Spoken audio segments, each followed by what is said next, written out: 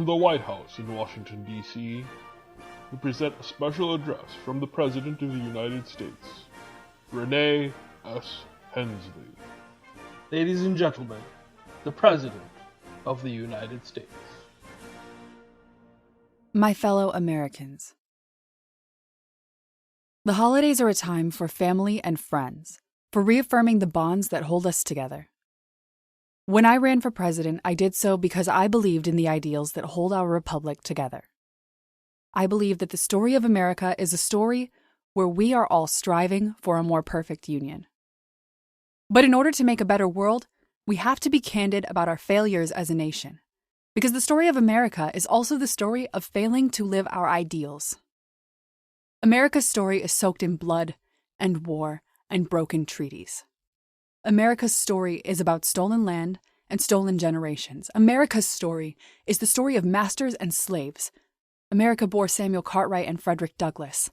In our history, we have both the promise of equality and freedom, as well as the shadow of oppression and tyranny. Which brings me to why I wanted to speak to you tonight. We are all familiar with the Black Friday phenomenon. There is no known cause or pattern for the phenomenon other than it repeats every Friday. Before his sudden death, Senator Harris of West Sylvania introduced a bill to respond to the phenomenon. This bill, the Harris Act, passed in Congress and was presented to me for signature. I vetoed the legislation. Tonight, I want to explain why. Supporters of the bill say that it is aimed at protecting public health and ensuring public safety, but this is simply not true. The Harris Act would give states the power to restrict your movement if you are affected by Black Friday. Under the Harris Act, states can quarantine individuals indefinitely.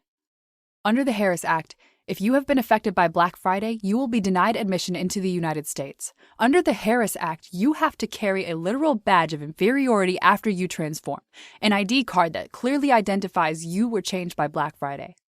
Supporters of the ID provision claim it will help law enforcement track down fugitives. But they also produce no evidence to support this claim. These are just some of the provisions I objected to. Alone, they are reason enough for any president to veto a bill. The Harris Act also does one last insidious thing. It proposes spending $10 billion over the next decade to investigate the phenomenon and, if possible, find a cure. Now, what could possibly be wrong with that? First, the money comes from slashing spending that helps the most vulnerable among us. This means cuts to food subsidies, national insurance, and the national pre-K program, all priorities long neglected until my administration. This bill is a multi-billion-dollar handout to the richest corporations in the world. Second, as dramatic as the Black Friday transformation seems, the scientific and medical consensus is that the phenomenon poses no risk to anyone. Black Friday is not caused by a pathogen or infection. It is not contagious. It is not dangerous to you or anyone affected by it. The change is, quite literally, only skin deep.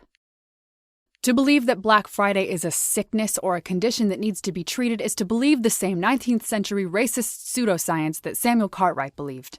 Racist pseudoscience belongs in the trash heap of history, and my administration will do nothing to dig it back up. I want to be clear. There are no differences between races. Differences between us only exist when we create them in our minds and enforce them in our laws, in our history books, in our institutions. We have struggled to accept this truth for 200 years.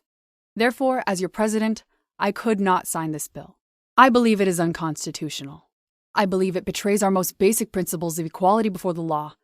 Most of all, I believe it is dangerous, especially given our history of racist oppression.